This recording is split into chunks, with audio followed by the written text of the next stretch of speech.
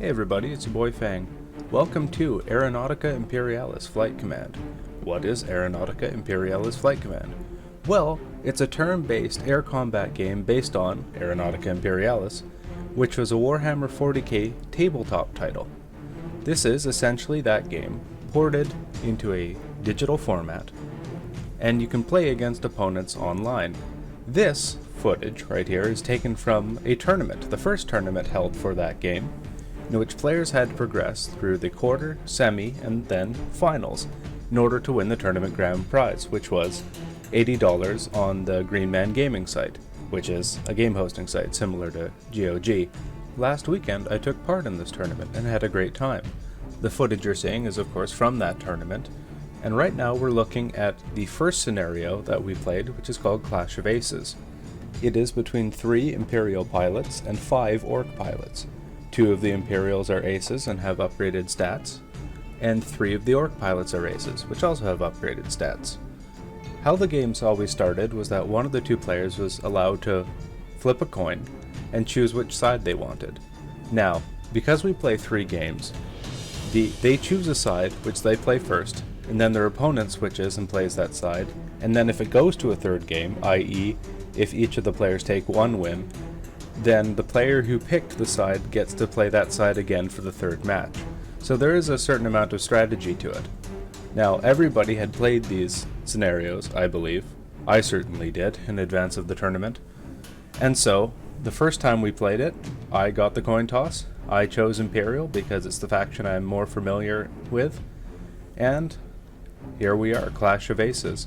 So, this is the first game. We're 6 turns in, and as you can see, I'm doing a reasonably good job of fighting. There's a couple of Orc aces already down. In fact, I've gotten 3 out of the 5 targets, and 2 of my aircraft have been damaged.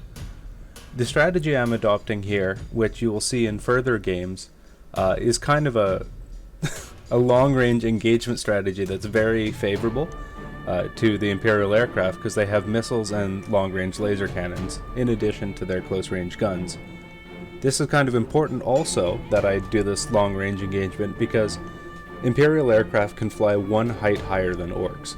So we can go to height 9 and the Orcs have to stay at height 8. This is even more advantageous because one of the aces has a bonus to hit chance if they're above their enemies. This is why it may seem, initially a little silly that it's 3 Orc aces in a total of 5 aircraft versus 2 human aces in a total of 3 aircraft. It is actually balanced because the human aircraft are a bit better with their ace setup.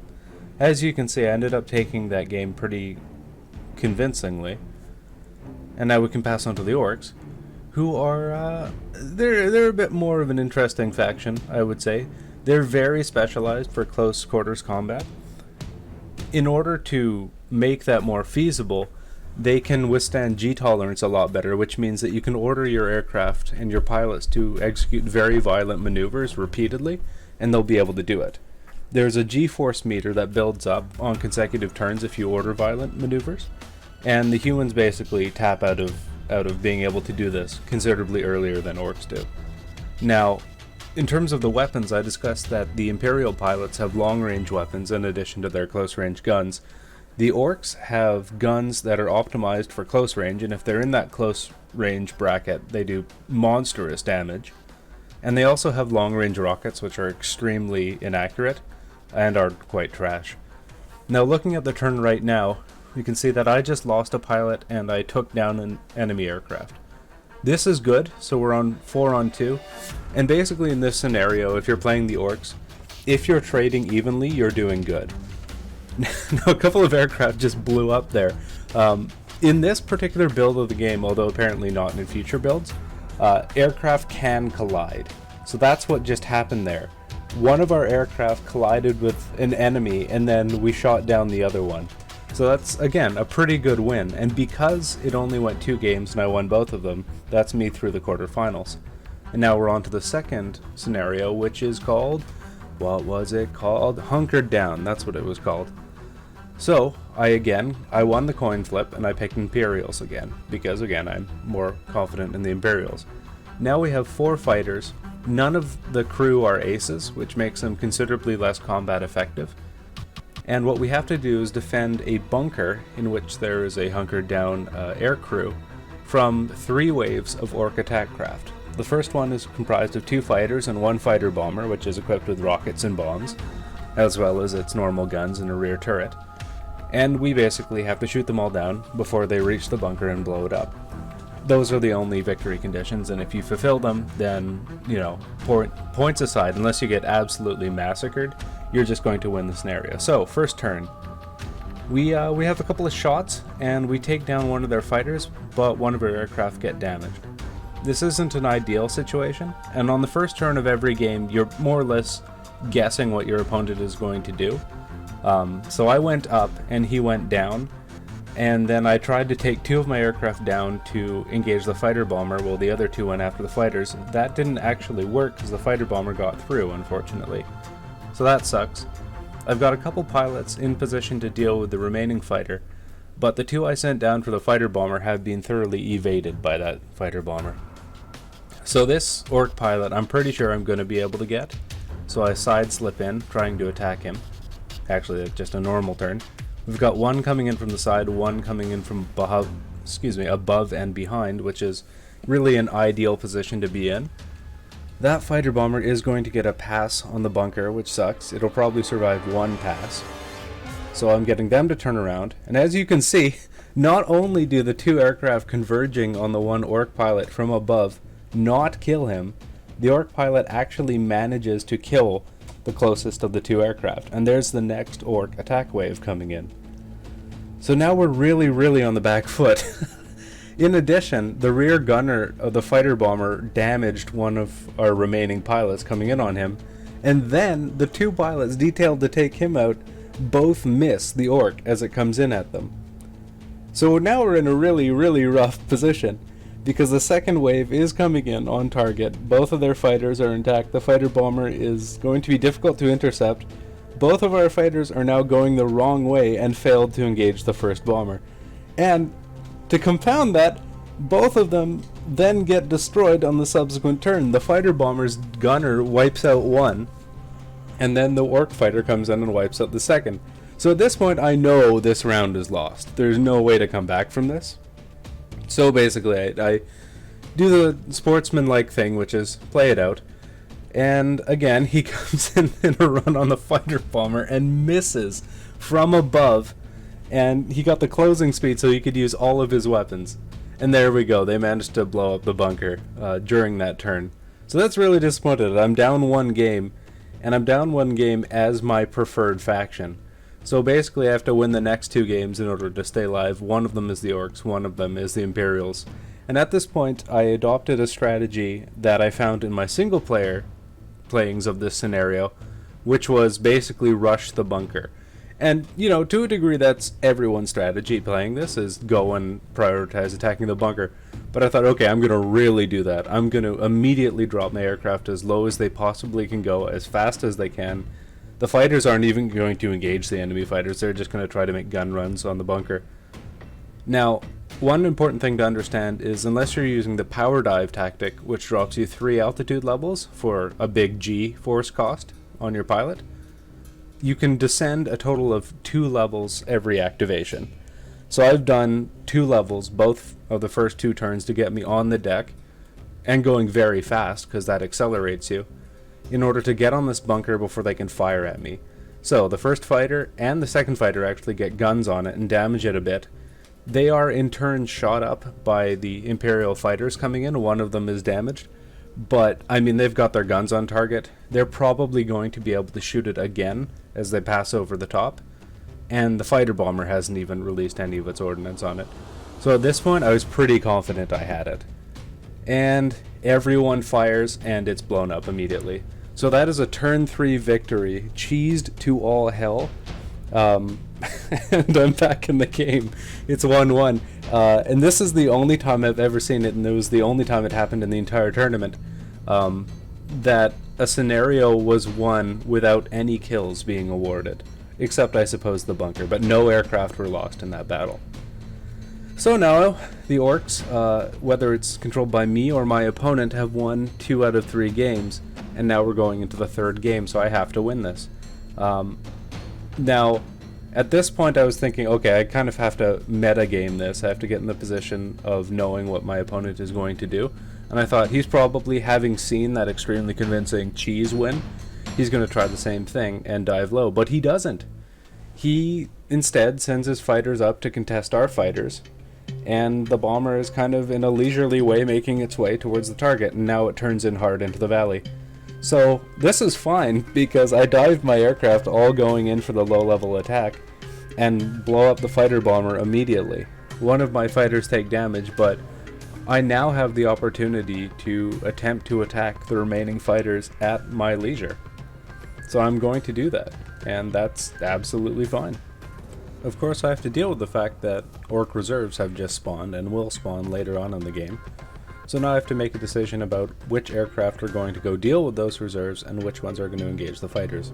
And thankfully, given the location of the aircraft, it's pretty easy to make that determination. The two more or less going in the right direction carry on. The two more or less going in the wrong direction engage the fighters, one of whom pays the price for this. But we managed to shoot down two aircraft, one of which was the incoming fighter bomber. So at this point I'm pretty happy. We're up 3-2 in terms of fighters, even though we know there's going to be another fighter bomber and fighter spawning in a moment. But at this point, we want to capitalize on our present position of superiority. So we're turning around one of the aircraft that went on that intercept in order to come back and try to engage an Orc fighter, whereas the surviving member of the fighter group is coming in to attack, and he gets his man right away. He's got a fairly high G meter, which you can see is the orange bar next to his name. And now it's red because he did another violent maneuver. Again, if you get it up to red, you can't execute violent maneuvers anymore. It just locks your guy in a straight-on line. It, I guess, is a simulation of blacking out. So again, we got our man. Now we're coming around to engage the last two enemies, which we miss on the first pass. That's actually kind of bad, because again, all that fighter bomber has to really do is getting a turn of strafing and then a turn of strafing combined with its bombs in order to kill the target. We damage it as it passes below us. We are damaged in turn. So now we've got to turn around a couple of our fighters and go engage it. And I was wrong, in fact. It's not just one fighter that spawned, it's another two that spawn. So here we go. Can we catch it in time?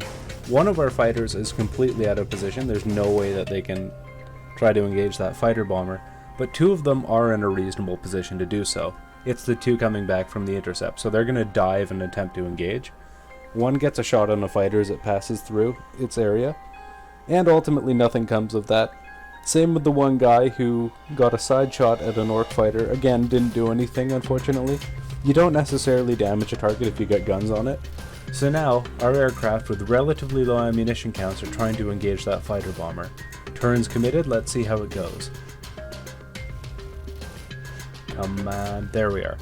Okay, diving on the target, we do get some lasgun action and we blow it up.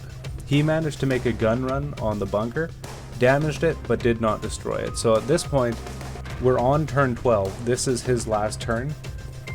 He's not going to be able to destroy the bunker. And at this point, I'm obviously extremely pleased. He does, to his credit, go in towards the bunker, and I try to turn the aircraft in to make sure he doesn't get it. But that's a victory. That's me through the semifinals, and now we're on to the finals, which, I was pretty happy with that. That's a good result. As you can see, Domino's trying desperately to sell me pizza on the online bracket.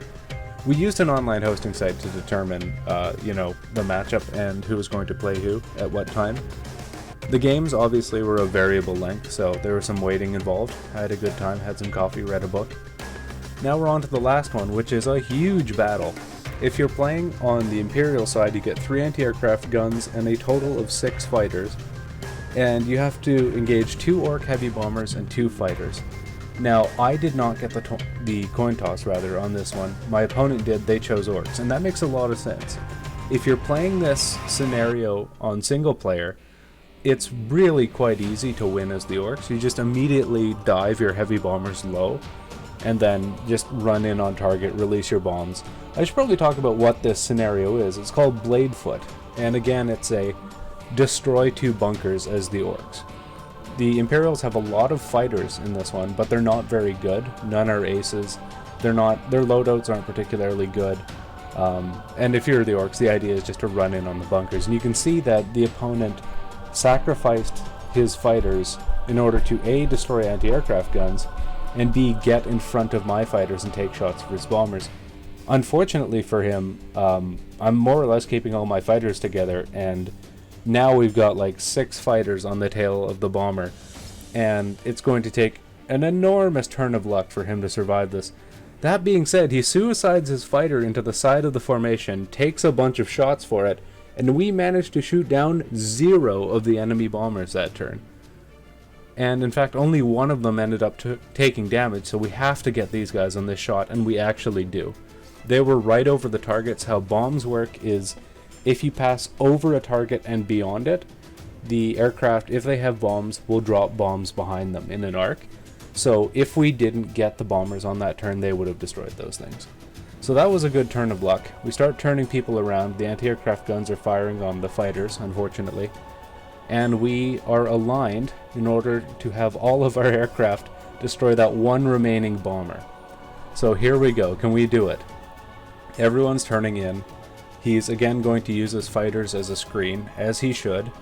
And suddenly, it starts going a little insane, because both of his fighters successfully suicided into our aircraft, knocking 2 down, and then also shot 1 down. So we have 3 fighters remaining, one of which is out of ammo. And we have to destroy the heavy bomber. So the one that's without ammo, I'm deliberately putting in the path of the heavy bomber, because Imperial pilots will dodge, but Orc pilots won't. But, as it turns out, the 2 remaining fighters were equal to the task, and we take down the bomber. So that was a relatively close victory. Just in terms of the forces involved, if he had managed to get that bomber to the target, it probably would have dropped its bombs and secured him a victory. As it turns out, that was not to be, so I have to play the Orc side.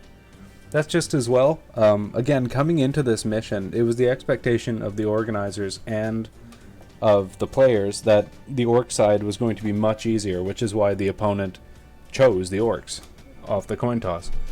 So I'm going to give it a try, and again, based on basically all the bomber scenarios in this game right now, I immediately dove everybody, because that typically gives you the best chance of survival, because you start going quick and you get under the fighters before they can reach you. He splits his fighters up, and that does a good job of basically annihilating all my screen aircraft immediately and getting hits on the bombers. So he's in a position to damage me heavily long before I was on my turn. And in fact, he knocks down one of the bombers and reduces the other bomber to 1 health before I'm even close to the bunkers. So he, in fact, that was such a convincing win that our Orc reserves, the second bomber and his 2 escorting fighters, didn't even spawn. So that's kind of unfortunate. We're up 1-1, and this is going to be the deciding match of the tournament. Whoever wins this wins the tournament. And I've got a pretty good idea of what I want to do, because based on this I thought, okay, look, everyone's going to dive low, but in order to deal with the fact that he uses his fighters as screens, I'm going to send half low, half high. I'm going to intercept the bombers and the screens simultaneously. He tries to mix things up. He does something fairly interesting, which is climb with the bombers. Makes them slow, but, you know, the calculated risk is if I had sent everybody low and he had gone high, it would take several turns to reposition my fighters, and in that time he could probably reach the target. It doesn't end up working at all. Both of his screens are destroyed pretty much immediately, and we get to climb quickly and put shots on his bombers. They're both now heavily damaged. And at this point, I was pretty certain that I had won, because I just need to execute a turn with all my aircraft, come around. He doesn't yet have a good position to drop bombs, and that turn spent turning around, because your fighters tend not to shoot while pulling a crazy Immelman. That will be a turn 5 victory, pretty conclusively. 6 aircraft firing at 2 damaged bombers. It's not hard, and that's the tournament. Now, it went kind of interestingly. That last matchup on Bladefoot, that played out very much not in the way that the organizers had in mind. This was, you know, a tournament in order to determine the state of the game. It's in active development, and it's kind of a template for future tournaments, you know, finding out what went right, what went wrong. But hey, I got an $80 gift card. And with that $80 gift card, I immediately turned it into copies of the game that I had just won in that tournament. A copy went each to Blorks and Smastian so that they can play it, and one copy is left, and I have the code for it. So I would like to give that away in this video. I think the fairest way to do it is first come, first serve. If you would like a copy of this Warhammer 40k turn-based aerial combat game, then leave a comment in the video. I will pick the chronologically first one to do so, and then get in contact with you and I will send the code. Hopefully you will enjoy the game. Hopefully I will catch you in the skies above Rin's world. Until then, I've been Fang. Have a good day, and I will catch you next time.